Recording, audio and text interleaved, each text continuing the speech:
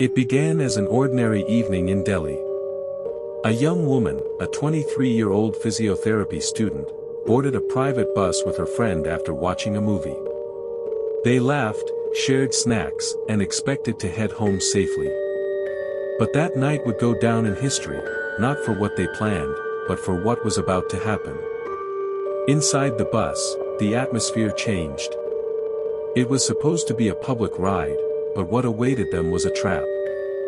The doors locked. The windows sealed. The people inside. Predators. And what they did next shocked the conscience of a nation. This wasn't just assault. It was inhuman. A crime so brutal it triggered protests across India and forced the legal system to confront its deepest failures.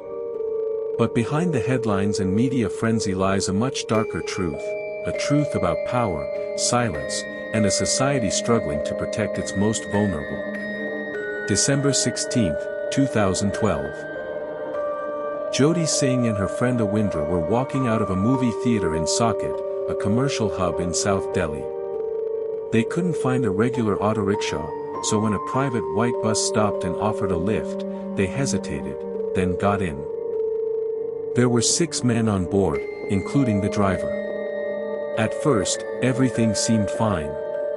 But moments later, the doors were bolted shut. The men began taunting the couple, questioning why they were out late at night. It escalated fast. Awindra was beaten mercilessly with an iron rod. Then, Jyoti was dragged to the back. What followed was a 45-minute horror, sexual violence, torture, and unimaginable cruelty. The men violated her. Brutally. Repeatedly. They used an iron rod to inflict further injuries, then tossed both victims out of the moving bus, half dead, onto the cold roadside.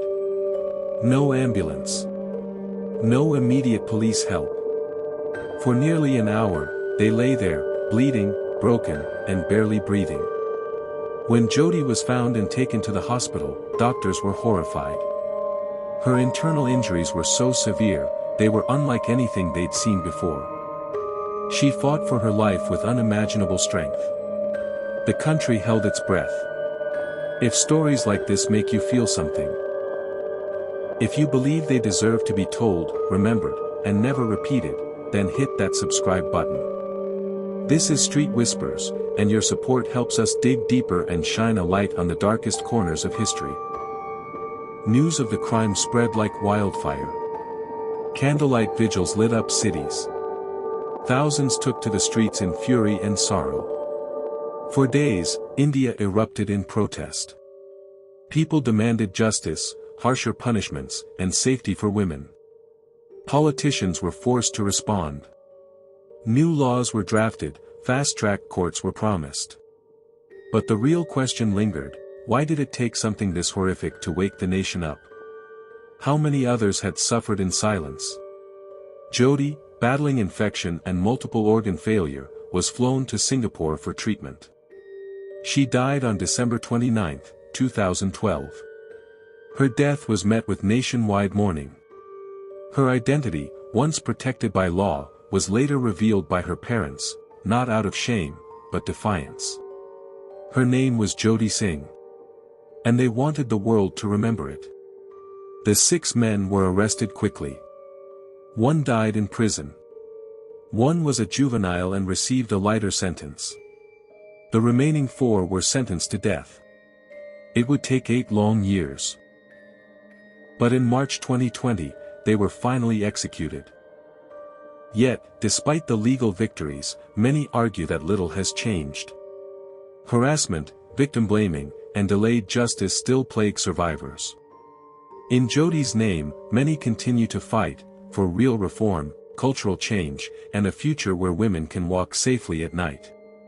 Thank you for watching. This was the Nirbhaya case, a tragedy that shook India, but also awakened it. For more stories the world tried to forget, subscribe, tap the bell, and share this video. This is Street Whispers. And remember, in every city, in every shadow, there are whispers. We're here to make them heard.